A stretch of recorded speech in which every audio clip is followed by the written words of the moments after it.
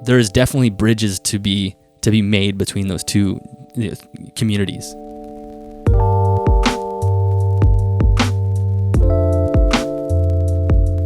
A lot of people feel like they're saving the species from extinction by having them established in the hobby. Yeah. And, I have to, part of me agrees with that as well. Like, I don't want, different species of reptiles or arachnids removed from their native habitat for financial gain in the pet hobby. But at the same time, if the governments of those countries aren't doing anything to preserve that species in the wild, then, maybe having them established in the hobby and people breeding them and keeping them is going to keep them from being extinct.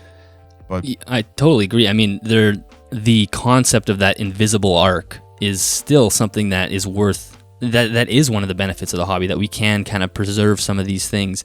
And I think, originally, so as I was starting to go down this path, one of the things, and we talked about this before we started recording, was I wanted to send some of my money that I was making from the hobby and give it to a charity that was actively conserving the rainforest. So I found this Amazon Rainforest Conservancy that's what they're called, Amazon Rainforest Conservancy. They're a charity out of Toronto, and they protect sections of the Peruvian Amazon rainforest. So I thought, that's perfect. A bunch of my animals are from that section of the world, roughly. So I could, give people information on these animals captively, and then as I make money, I can donate it to their wild counterparts. So that was kind of the way I was going to close that ethical loop. But when I first reached out to this charity, they basically said, we don't want you to do that. We don't want anything to do with you. And it was because they weren't declining my donations, but they were declining my public donations. They didn't want me to publicly support the charity because they didn't like the way the reptile hobby looked. That's the way they perceived the mainstream reptile or exotic trade in general, was negatively. Now we had a great conversation, and I eventually worked it out and basically, to your point, was like, if I didn't have these animals captive, I would have no interest in donating to a rainforest conservation, because I wouldn't be, I get to look at a boa every single day. If I didn't, I wouldn't even think about donating. It wouldn't cross my mind. It's not because I'm evil. It's just it wouldn't cross my mind. So for sure, there are great benefits to having animals in captivity, and if there are sections of the world that are being completely decimated by, logging or whatever, that if we can pull those into the captivity and preserve them, that's very good. I think that's a total benefit, and that is one of the many benefits of keeping animals captive. Yeah, so there are some great benefits, but if we're not kind of focused on what they are, I think we can easily get misguided, right? Where you're saying like people are poaching for no reason. It's like there's a great reason to do wild caught tarantulas, but it's not just go into the backyard in California and grab one. That's not a good reason. But a good reason is, okay, in India they're destroying the rainforest, let's pull them and protect them that way.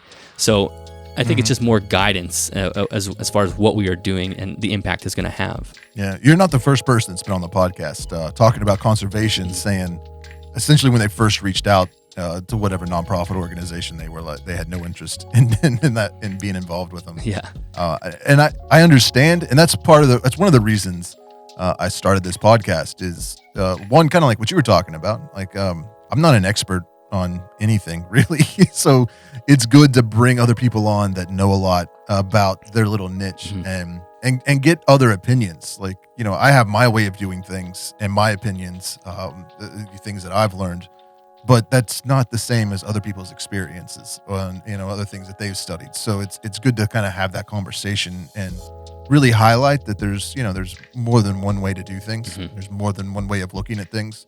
And one of my goals with the Tarantula Collective and this podcast has been to kind of try and bridge that gap between the pet trade and researchers in the field, and between us as hobbyists and people in conservation, because it seems like we all are passionate about our whatever species, whether they're arachnids, tarantula, scorpions, or snakes or geckos or whatever it is. But there's a huge, even though we're all passionate about the same thing, there's a huge disconnect. We're like at odds with each other. People that are into conservation really don't seem to want to be involved with anyone that's seen as being in the pet trade.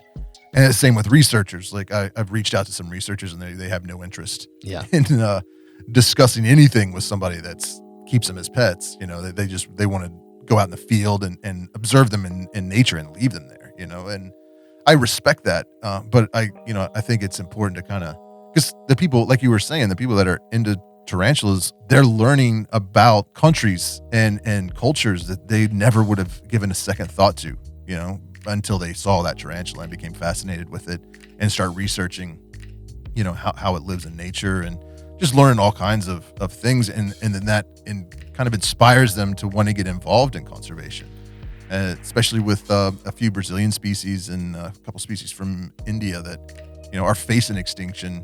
You're seeing a lot of people wanting to get involved in conservation and help them.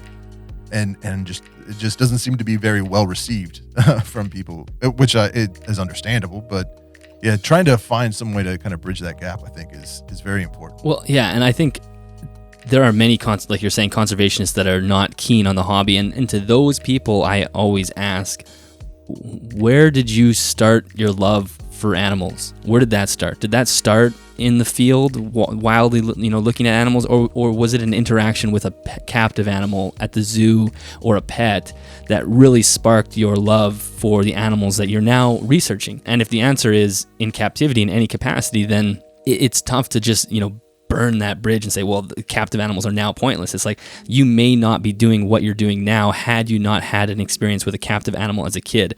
And again, that's one of the great exotic, benefits of the exotic pet trade is we introduce kids, we give them a love for nature and a respect for wildlife in a captive setting, which you can't replicate that. You can replicate that in nature, but the likelihood of doing that is much smaller. Most people live in big cities. You're not going to be going out into the woods all the time.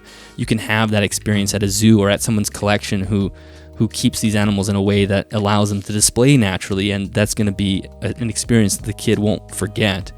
And the private keepers also are amazing at figuring out how to care for these animals. Like, the academics quite often will come to the hobby and say, we're doing a study on this animal, can you help us care for it in the lab? Give us the care sheet, essentially.